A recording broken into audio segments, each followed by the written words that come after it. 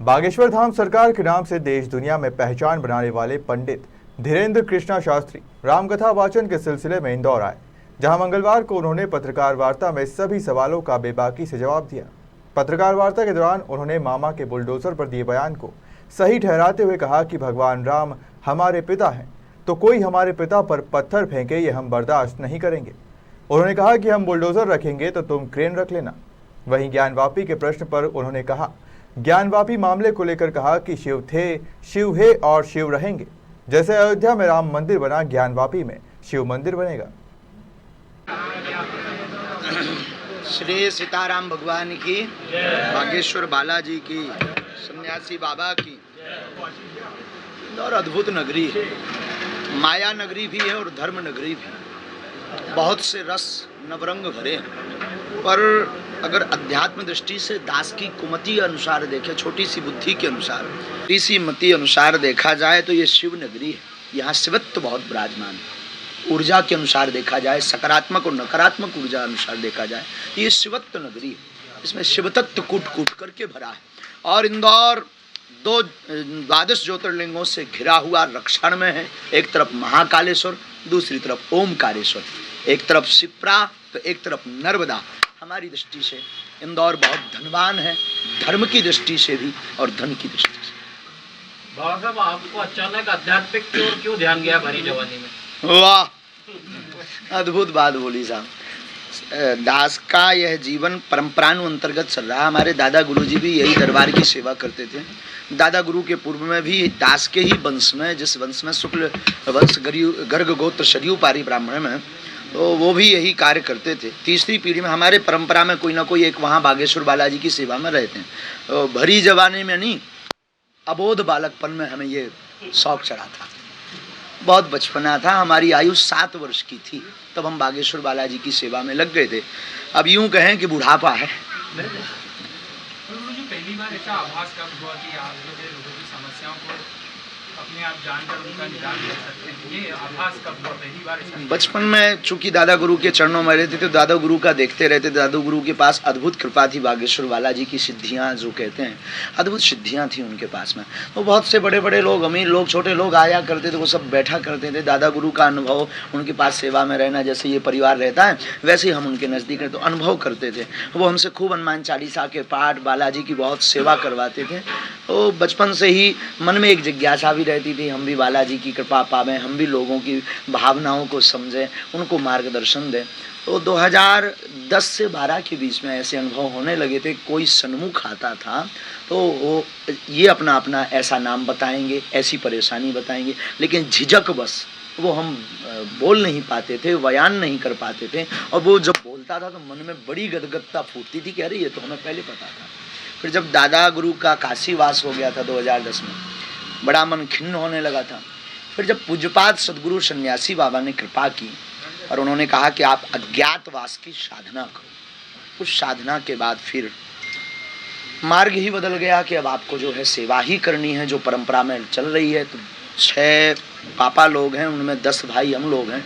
तो ये एक ना एक को, किसी न किसी एक को कृपा मिलती है, पर किसको मिलती है तय नहीं रहता।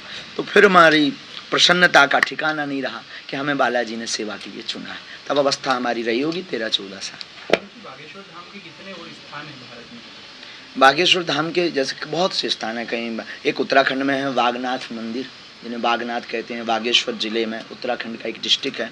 बहुत से अन्य स्थान हैं, लेकिन बागेश्वर धाम है और उसका कोई तोड़ नहीं है। और उनसे बहुत बड़े स्थान हो सकते हैं, प्रभुत्व में भी, सिद्धियों में भी। बहुत छोटे हो सकते हैं, प्रभुत्व में भी, सिद्धियों में भी। पर बागेश्वर की अपनी एक निजी महिमा।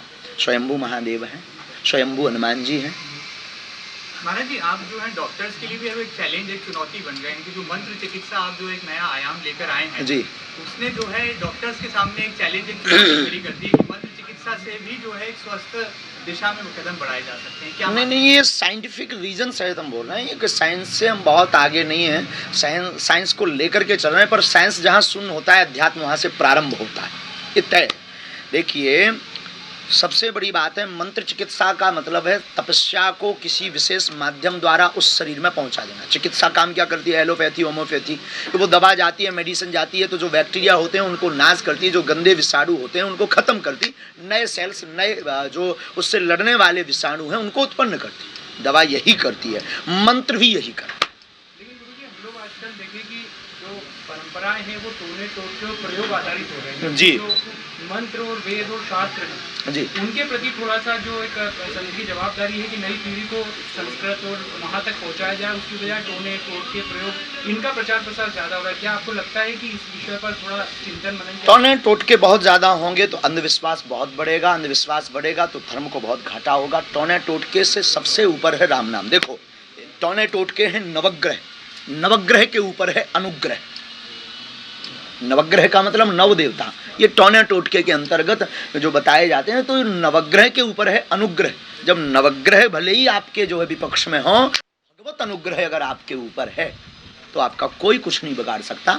आपकी भाषा में कहें तो यूँ समझें, कोई मुख्यमंत्री आपका बहुत विरोधी है पर प्रधानमंत्री बहुत सपोर्टर है, तो शायद आपका बहुत कुछ नहीं बिगड़ सकता। महाराज जी आज इन दिनों कथाओं के साथ में ये जो बात कही इन्होंने टोने टेपके की, जी जी, कोई नरियल मतर के फेंक रहा है, कोई रुद्राक्ष देने की बात कर रहा है, कोई जी, ये क्या पूरे समाज को विपरीत दिशा में नहीं ले जा रहा, भ्रामक दिशा में नहीं ले जा रहा? नहीं, हमें लग रहा है कि जो भगवान को मानते नहीं थे उनको लाभ ही तो रहे हैं। आप ये भी तो दृष्टि देखिए, जो भगवान को नहीं मानते थे, जो भगवत सत्ता को नहीं मानते थे, जो कथाओं को नहीं मानते, कई लोग ऐसे हैं, आप लोग भी ऐसे हैं कि कथाएं में नहीं गए होंगे, न जाते होंगे, कुछ होंगे, सब नहीं, कुछ ऐसे होंगे, आप लोग भी नहीं जाते, नहीं मन नहीं लगता, उबासी भरती है, तो वो लोग अपने जीवन में चमत्कार के चक्कर में, बहुत जल्दी उपलब्धता प्राप्त करने के चक्कर में सनातन को तो मान रहे हैं ना। ये बहुत अच्छा विषय है। सनातन को तो मान रहे, लेकिन उसके कारण जो एक विपरीत मानसिकता बनती जा रही है, जी, भ्रम की मानसिकता बनती है, जी, जी। अंधविश्वास। हाँ, हम समझ गए। वो कितना खतरनाक है। शिव महापुराण चल रहा है, प्रदीप मिश्रा जी हाँ, बहुत अच्छे आचार्य। टोने टोटके बताते हैं, कई सोशल मीडिया पूरी कथा में जी। उनके टोने टेक्के चलते हैं। उनके चक्कर में सोमवार को शिव जी के मंदिर में अपार भीड़ रहती है महिलाओं की। बहुत अच्छा है। अगर देश में उनकी कथा करने से और उनके टोने टोटके बताने से मंदिरों में भीड़ हो रही है, लोग आध्यात्मिक हो रहे हैं, तो बहुत अच्छा है। रही बात किसी बाबा पर विश्वास ना करो, उन्होंने जो सूत्र हम सबसे बड़ी गलती करते हैं, राम को तो मानते हैं पर राम की नहीं मानते। तो अगर उनके कहने से मंदिरों में भीड़ लग रही, हमें तो साफ गदगदता है। अगर आपको अंधविश्वास लग रहा, भगवान को मानना अंधविश्वास है, तो बाप को मानना भी अंधविश्वास है। विश्वास में अंतर मानते हैं, भक्ति जो जैसे आपने बोला कि हाँ, हम भक्ति के पक्ष में हैं। भीड़ जमा हो रही है, जी। तो भक्ति और अंधविश्वास दोनों अलग अलग हैं, दोनों में जमीन आसमान का फर्क है। जल चढ़ाना अंधविश्वास नहीं है, रुद्राक्ष धारण करना अंधविश्वास नहीं है, तिलक लगाना अंधविश्वास नहीं है। हमारा फर्ज है, हमारा धर्म है। अंधविश्वास है टोने टोटके करना, हवन के नाम करना, अथवा फिर कोई पूजा करने से चमत्कार हो जाएगा, ये है। पूजा से सकारात्मक आती है, पूजा से कृपा होती है, पूजा से कर्म करना पड़ेगा, जो सफलता नहीं मिल रही उसका आशीर्वाद पूजा देगी, ये है भक्ति। अब इसके बाद फिर जो किया जाता है वो है अंधविश्वास। जी, एक धर्म की भी खूब हानि हो रही है, जैसा कि देख रहे हैं आप। हाँ, तरह तरह स्थितियां है, पाश्चात्य संस्कृति ज्यादा हावी है और हमारी जो परंपराएं हैं, संस्कृति है, वो पीछे जाती जा रही है जी। तो क्या मानते हैं इन चीजों को? पाश्चात्य सभ्यता का बहुत ज्यादा प्रचार होना और हमारे आपके जैसे लोग सनातनीय संस्कृति की शिक्षा अपने बच्चों को ना देना, ये सबसे बड़ी भूल है। इसमें एक तरफ मोदी जी मन की बात करते हैं और आप है जो मन की बात जान लेते हैं, क्या अंतर है दोनों में?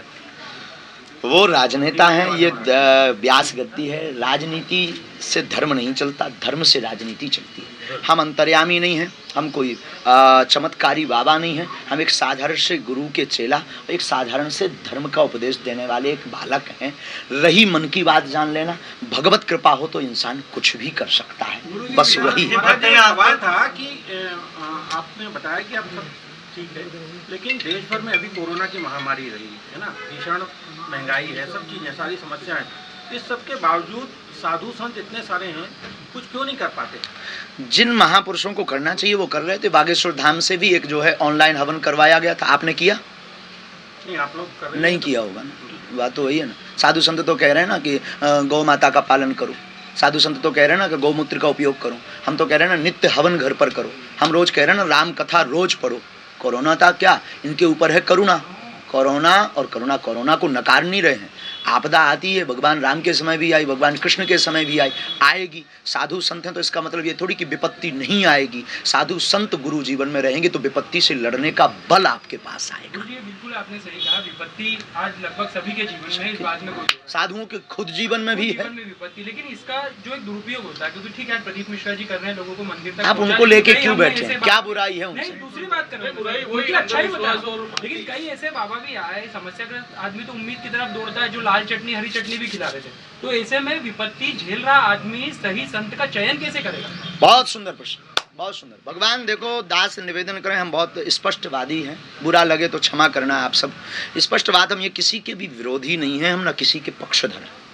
हमारा यह है, सत्य वह है जो अपने से ना जोड़ करके परमात्मा से जोड़ने की चर्चा कर रहा है, वो गुरु सत्य है, वो संत सत्य है, उसकी शरण में ले। आपके पहले प्रश्न का जवाब यह है, अगर कोई कथा को बेच रहा है तो खरीदार कौन है? कौन खरीदता? आप ही तो खरीद रहे हैं ना। हम अगर भागवत 50 लाख में बेच रहे तो आप ही खरीदते हैं, तो असली जिम्मेदार तो आप हैं। हम भले ही खूब दुकान सजा लें, आप ना खरीद, हम खाक कर लें। नंबर 1। नंबर 2, अगर कोई टोना टोटका, हरी चटनी, लाल चटनी या कुछ भी विधि बतलाता है तो पहले जांचो परखो, उस गुरु को देखो, शास्त्र सम्मत बात है तो उसका अनुसरण करो। सबसे बड़ी बात है जागना। कहना बहुत सरल है, जागना बहुत कठिन है। हम लोग कह देते हैं रामायण पढ़ो, पर पढ़ते नहीं है, ये बड़ा दुर्भाग्य है। आप भी सुनी सुनाई बातें, उसकी बात आप कौन सा अपना नया अनुभव बताते हैं? किसी की सुन करके आप बता देते हैं। कोई न्यूज आपने देख ली तो उसी की 50% वो कटिंग उठाई, 50 अपनी जोड़ दी। अभी क्या करते हैं? निज अनुभव, निज रिसर्च कीजिए, गुरु पर निज रिसर्च कीजिए, स्वयं का अनुभव कीजिए, ये जो बता रहा है शास्त्र सम्मत है कि नहीं, इसके बाद फिर पुरजोर उसका विरोध करिए, और अगर वो शास्त्र सम्मत है तो पुरजोर उसका सपोर्ट कीजिए। हनुमान जी का एक मंत्र है, नासे रोग हरे सब पीड़ा, जपत निरंतर हनुमत भी मिला। तो जितने लोग जो दुख बीमारी से पीड़ित हैं, तो इस मंत्र का जाप करने से उनको कहाँ तक कितनी सफलता? पहली बात तो ये मंत्र नहीं है, हनुमान चालीसा की एक पंक्ति है। हनुमान चालीसा में अपार ताकत है। हनुमान चालीसा तो क्या, राम नाम में भी अपार ताकत है। इसकी सफलता क्या, जितनी श्रद्धा उतनी सफलता। और हनुमान वो तो पावर हाउस है, हनुमान चालीसा पावर हाउस है, पावर हाउस बहुत बड़ा वाला। अब आपके पास जितने लेवल की वो ट्रांसफार्मर हो उतनी बिजली लेना, वरना विस्फोट होगा।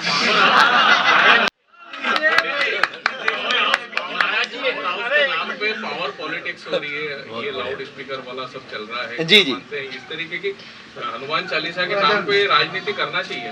हनुमान चालीसा के नाम, देखो राजनीति अपना अलग विषय है, भगवान अपना अलग विषय है। भगवान को अगर राजनीतिकरण किया जा रहा है तो ये देश का और हमारा दुर्भाग्य है। भगवान राजनीति का विषय नहीं है, भगवान तो व्यास नीति का विषय है। तो अगर कोई राजनीति कर रहा है तो हमारा राजनीति से कोई लेना देना नहीं, दूर दूर तक जो आ जाता है तो श्रद्धा भाव में ही हम उनको मानते हैं, हम किसी को मान नहीं पाते, ये हमारी भूल है। हम यही कहेंगे इस पर आप अपने सहमत से छापिए और चलाइए। देश में ऐसे राजनेता भी हैं जो श्री राम जी को काल्पनिक मानते हैं, उनके बारे में क्या कहेंगे? कविता से बता दें, किसी कवि ने कविता कही थी, हमारी निज रचना नहीं है, वरना हम बहुत दम से बोलते हैं। तो एक कवि ने कहा था कि कलयुग में कहीं ऐसे पुण्य धाम नहीं थे, भारत की तरह धर्म के आयाम नहीं थे। रावण के खानदान के होंगे वो दोस्त तो, जो लोग कह रहे हैं कभी राम नहीं थे। जब पुण्य है तो कैसे कहें पाप नहीं थे, जब पुण्य है तो कैसे कहें पाप नहीं थे, वरदान है तो कैसे कहें श्राप नहीं थे। जब ये कहा कि राम नहीं थे तो ये लगा जैसे वो कह रहे हो उनके बाप नहीं थे। ये जवाब प्लीज भेज जरूर देना, ये जवाब। गुरुदेव, अभी देश में ज्ञानवापी मस्जिद चल रहा है, तमाम जो विवाद चल रहे हैं, उसको किस तरीके से आप लेते हैं? ज्ञानवापी में साधु संतों का और हमारा सबका कहना है वहाँ शिव है, इसमें कोई संदेह नहीं है। शंकर जी विराजमान हैं और न्यायपालिका उस पर अपना काम कर रही है। हमें विश्वास है सनातनियों की जीत होगी, जैसे राम मंदिर पर हुई वैसे कौन से कुरान में ज्ञानवापी शब्द आया है, जरा हमें बता दे। कुरान संस्कृत में तो आया है, पर कुरान में आया कभी ज्ञान वापी? नहीं आया ना। तो ज्ञान वापी, ज्ञान वापी का मतलब जानते? वापी माने होता है कुआं, ज्ञान माने होता है ज्ञान का कुआं। ज्ञान का कुआं ही ज्ञान वापी है। तो विश्वनाथ के बगल में ज्ञान का कुआं होगा, हु नहीं होगा। पॉलिटिकल पार्टी को सपोर्ट करते हैं आप? हाँ, एक पार्टी को करते हैं जिसका नाम है बजरंगबली की पार्टी। उसका निशान है मुगदर और उसका नारा है जो राम का नहीं वो किसी काम का नहीं। वोट जरूर दीजिएगा।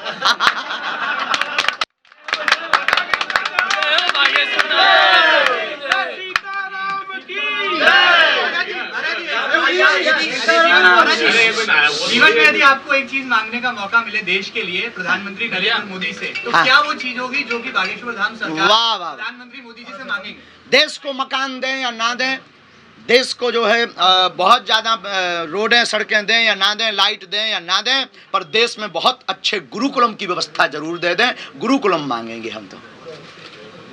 गुरुकुलम की व्यवस्था में अगर भारत लौट कर आ गया तो फिर हम मकान स्वयं बनवा लेंगे, हमारे बच्चे रोडें स्वयं डलवा लेंगे, हमारे बच्चे भारत में ना नौकरी मिले विदेशन में जाके ले लेंगे। चिट्ठी लिखने वाले क्या? अब ऐसा तो हम इतने बड़े आदमी नहीं है भैया, साधारण से गरीब धर्म आदमी। की जगह नशे प्रवृत्ति की तरफ ज्यादा अग्रसर हो रहा है, ऐसे युवाओं को क्या संदेश की देना बात चाहेंगे? करें, कई इंदौर में पब कल्चर बड़ा, इसीलिए तो बहुत कथाओं की आवश्यकता है। पूज्य प्रदीप मिश्रा जी जैसे महापुरुषों को बार बार, हमारे जैसे पगलों को बार बार आने की आवश्यकता है, ताकि नशा से राम से जुड़े। सब संगीराव चेंज होगा कि नहीं? नहीं अभी नहीं होगा। वो अभी मूसा खेड़ी में रहता है।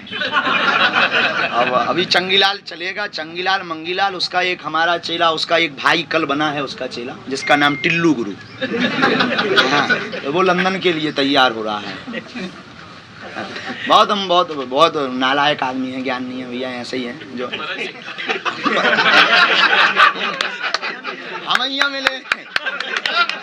हम सबको पर्चा बनाई तो हम बनवा देखो।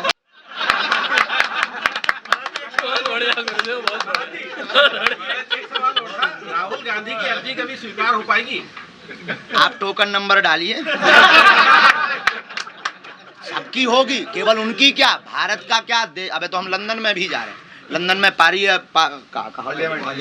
पार्लियामेंट से इनविटेशन आया है कि आपको यहाँ पर वो देना है, आप बहुत बेबाक बोलते हैं तो आपको वो देना है स्पीच। वहाँ के एमपीओ को समझा देंगे। अब भारत के नहीं समझ रहे। हमें तो हर जगह, तो आप उनकी बात कर रहे हैं, आप चाहे जिसकी कहो, तुम तो टोकन नंबर डालो, कोई भी की बाला। हमारा तो दरबार है नहीं, दरबार तो बालाजी का है, और बालाजी के सामने पीएम सीएम कुछ है नहीं है, लो झंझट खत्म। और कुछ भारत जी, मध्य प्रदेश में उमा भारती जी शराबबंदी को लेकर लामबंद है, बार बार मुद्दा उठाती है। आप क्या मानते हैं, शराब बंद होना चाहिए? होना चाहिए। गलत काम तो बंद होना चाहिए। गलत काम बंद होने में क्या दिक्कत है, बहुत जरूरी है, अच्छी बात है, होना ही चाहिए। महाराज जी, उमा जी बहुत परेशान है महाराज जी इस बात को लेकर, शराबबंदी नहीं हो पा रही। आप न्यूज नहीं चला रहे होंगे। लगातार न्यूज चलाइए, मजबूर कीजिए बंद होने पर। महाराज जी, इतने दिन इंदौर में कथा करते हो गए, आपके कुछ कटु अनुभव और कुछ अच्छे अनुभव तो शेयर करिए ना। सब बढ़िया है, बहुत आनंद है। हम तो जहाँ भी जाते हैं मस्त मौला आदमी है, खूब आनंद आता है हमें, क्योंकि जगत से मतलब नहीं तुम हंस रहे या नहीं हंस रहे, हम हंस रहे। शांता सुखाय तुलसी रघुनाथ गाथा, भाषा निबंध मति मंजुल महातनोती। हमारी कथा आपकी प्रसन्नता के लिए नहीं है, आपको रिझाने के लिए नहीं है, हमारा दरबार आपके कल्याण के नहीं है, हमारा दरबार सनातन के कल्याण के लिए है, सनातन के प्रचार के लिए है, हमारी कथा निज आनंद के लिए है, और वो हमें पर्याप्त मिल रहा है। अब आप क्या सोच रहे, आपको हमसे कितनी बुराई हुई, कितनी अच्छाई हुई, ये आपका विषय, it is your personal matter. आप युवा संचय और सभी युवा चाहते हैं कि आप, ये प्रश्न हमेशा बनता है कि शादी करेंगे या नहीं करेंगे, तो आपका एक क्या है, आप आध्यात्म की ओर ही जाएंगे या फिर? हम पहले पूर्व में ऐसा कोई दृढ़ संकल्प नहीं था, परंतु पूज्यपाद गुरुदेव भगवान ने तुलसी जिनसे हम दीक्षा लिए हैं, दीक्षा गुरु जी ने और हमारी माँ ने हमें आज्ञा दी है। मात पितृ आज्ञा भगवान आज्ञा है, भगवान आज्ञा मानकर और वर्तमान समय के परिप्रेक्ष्य को देखते हुए हम गृहस्थ जीवन में जाएंगे। अभी लेकिन समय जो है स्पष्ट है, मतलब हम बहुत साधारण बात में कह दें, अब आगे चल के बदल भी सकता, तय नहीं मानना, मूड का खेल है इधर। हाँ, मतलब ना जाने कौन सा फ्लाइट को कनेक्शन जुड़ जाए। कोई फिक्स नहीं। आगे चल के अगर बाबा बन जाए तो तुम जा न्यूज कटिंग करके डालो। इसलिए दोनों हमने बोल दिए हैं कि ये भी हम धल ले भी, मतलब 50-50 मारे 50-50। इंदौर के पत्रकारों को कब मौका दे रहे हैं, बागेश्वर धाम इनवाइट कर रहे हैं? हम तो कहेंगे जब तक जीवन रहे तब तक आते रहिएगा, और बहुत जल्दी पधारिए। अभी 29 को तो हम रहेंगे ही, हम 16 को वापस वहाँ से आ जाएंगे, चीलगाड़ी से वापस जब आएंगे वहाँ से लंदन से। उसके बाद सब लोग जरूर पधारें। बहुत सुंदर यहाँ के पत्रकार लोग हैं, बुद्धिमान हैं, हम बहुत बंदूक लेकर चलते हैं। और भगवान करे आप सबका विवेक शुद्ध रहे। जो गरीब हैं, जिनकी वास्तविक खबर दिखनी चाहिए, उनकी दिखा पाओ। क्योंकि देखो हम लोग तो, हमारे लिए तो ऐसा है कि हम, आप नहीं आओगे कोई ना कोई हमारी न्यूज चला ही दे। वास्तविकता ये है कि आपके पास वो बल हो जिसकी न्यूज नहीं चल पा रही, उसकी खबर आप चला दो, ये आशीर्वाद। युवाओं के लिए क्या संदेश देंगे? युवाओं के लिए यही बड़ा संदेश है कि माता पिता भगवान यही ब्रह्मा विष्णु महेश हैं, और इसके अलावा कुछ भी सार नहीं। इसलिए माता पिता भगवान को माने, नशा छोड़ करके परमात्मा की नशा में डूबें। इसमें जितना आनंद है वो किसी और में नहीं है। भोग का विषय नहीं है धर्म, योग का विषय है धर्म। इस प्रकार से आप बता रहे हैं कि युवाओं को माता पिता का सम्मान करना चाहिए। बाकी आज के समय में युवा अधिकतर अपनी पत्नियों को लेकर अलग चले जाते हैं, माता पिता परेशान होते रहते हैं, उनको वृद्धाश्रम की ओर जाना पड़ता है। ओल्ड एज होम का कल्चर बहुत, इसलिए युवा इस तरह से मतलब अपने माता पिता का, माय डियर, इसीलिए तो हम निवेदन कर रहे हैं, इसलिए तो हम प्रार्थना कर रहे हैं। आप हमने एक, अब हम तो बहुत मूर्ख आदमी हैं, अनपढ़ गवार आदमी हैं, हमने एक नया भाव बनाया है और वो बहुत बार मंच से बोला, GOD, गॉड। गॉड की स्पेलिंग क्या है? G for generator, O for operator, D for destroyer. G for generator यानी ब्रह्मा, O फॉर ऑपरेटर यानी विष्णु, D फॉर डिस्ट्रॉयर यानी शंकर। ब्रह्मा उत्पन्न करते हैं, इसलिए वो जो है जनरेटर हैं, और ऑपरेटिंग यानी जो है संसार का पालन विष्णु करते हैं, तो वो ऑपरेटर हैं। D फॉर डिस्ट्रॉयर यानी संहार का बल शंकर जी के पास में है, तो वो शिव हैं। ब्रह्मा विष्णु महेश यही गॉड हैं, और इन तीनों के दर्शन अगर जिंदा में करना है तो G for generator, generator means Brahma, Brahma यानी माँ, O for operator, operator means Vishnu, Vishnu यानी पिता, D फॉर डिस्ट्रॉयर, डिस्ट्रॉयर यानी दंड देने की विधा, वो है गुरु। माँ पिता गुरु ही तीनों ब्रह्म हैं। राम हमारे आराध्य हैं, राम हमारे इष्ट हैं, राम हमारे पूर्ण ब्रह्म परमात्मा हैं। भगवान श्री अनंत बलवंत हनुमंत लाल जी हमारे इष्ट हैं, उनके स्वामी हैं राम। राम भगवान की छत्र छाया में हम राम का खाते हैं। तो आपसे ही हम प्रश्न पूछते हैं, आपके बाप पर कोई पत्थर फेंकेगा क्या आप मौन रहेंगे? आपका जवाब होगा नहीं। तो राम हमारे बाप हैं, उन पर कोई पत्थर फेंके तो हम मौन नहीं। आत्मरक्षा करना और आत्मरक्षा के लिए बोलना अगर भड़काऊ बयान है तो ये बयान होते रहना चाहिए। क्या आपकी बहन बेटी पर, आपकी बहन पर, आपकी बेटी की आबरू पर कोई खेले लव जिहाद के चक्कर में, उसके साथ फ्रॉडगिरी करके नाम कुछ और कुछ बन करके उसको ले जाए, उसको कत्ल कर दे, क्या आप मौन बैठेंगे? आपका जवाब होगा नहीं। हमारी बहनें, हमारी बेटियां, उनकी रक्षण के लिए अगर हम बुलडोजर रख रहे हैं, तुम अपनी रक्षा के लिए क्रेन रख लो। हम बुलडोजर खरीद रहे, भाड़ में गो, तुम क्रेन खरीद लो, नो प्रॉब्लम। हम चलाएंगे तब तुम तैयार रहना। पहली बात, तुम ऐसा काम ही नहीं करना कि हमें चलाना पड़े। और अगर ये भड़काऊ बयान है तो ऐसे होते रहना चाहिए। महाराज जी, बहुसंख्यक वर्ग को संगठित होना कितना जरूरी है आज के समय में? वाह, बहुत अच्छा। जिस प्रकार अच्छे से भोजन चबाने के लिए 3200 दांतों की आवश्यकता है, उतना जरूरी है। जब तक पूरे दांत नहीं होते हैं व्यक्ति चबा नहीं पाता, डाढ़ें पूरी होनी चाहिए, तभी भोजन बढ़िया पिस पाता है, तभी अंदर पच पाता है। उसी प्रकार संपूर्ण सनातनियों को एक होने की। जो साधु संत हैं उनका जो ओरा होता है वो सैटेनिक कल्ट, मतलब एक आकर्षण का एक सीन बनता है, उसके कारण फिर पब्लिक आती है और फिर वो एक मैसेज जो चलाते हैं वो एक मास मैसेज बनता है। तो ये इस सबसे भला हो जाएगा क्या देश का? हाँ, इस सबसे कितना मतलब सनातन का प्रचार होगा, जगत कल्याण के लिए बात होगी, समाज हित के लिए बात होगी, सनातन हित के लिए बात होगी, तो कल्याण जीव का होना ही होना। अब भीड़ भाड़ की रही बात, पता नहीं आप किस बुद्धि के मालिक हैं, हमें तो खबर नहीं है। लगता है आपकी बुद्धि, आपको बहुत राम कथा पढ़ने की और सुनने की आवश्यकता है। आप हमारी हर कथा में जरूर आओ, तब आपको पता लगेगा कि देश में सुधार क्या हो रहा है। जहां भी राम कथा होती है, हमने ऐसा सुना है, दावा नहीं कर रहे हैं, 70% मांस मंदिरा की बिक्री पर रोक लग जाता है, तो देश में ये भला नहीं तो क्या है? आप बताइए ना। ये युवा, बहुत से युवा यहाँ पर खड़े हुए हैं, ये युवा, ये तिलक लगा, ये क्या नाम, आनंद जी, ये लोग ये जो खड़े हैं धोती पहन करके तिलक लगा करके, शायद ये बियर बार में खड़े होते तब ठीक थे कि यहाँ खड़े तब ठीक है। क्या होगा आपका जवाब? बियर बार में ये खड़े हैं तब ठीक है कि यहाँ खड़े तो ठीक है? यहाँ खड़े ठीक है ना। तो ये देश में सुधार ही तो है। अब आप क्या चाहेंगे?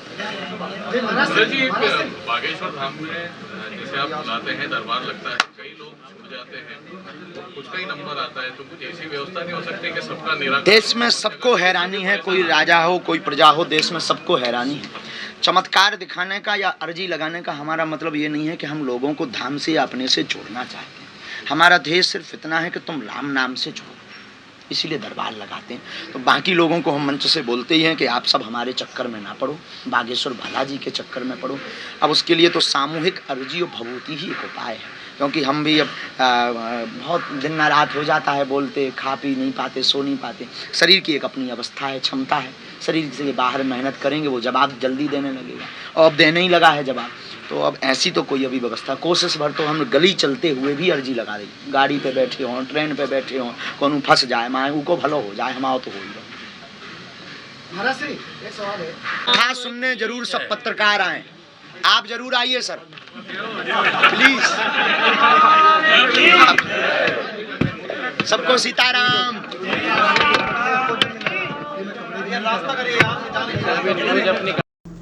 इंदौर से गोल्डी गुर्जर की रिपोर्ट।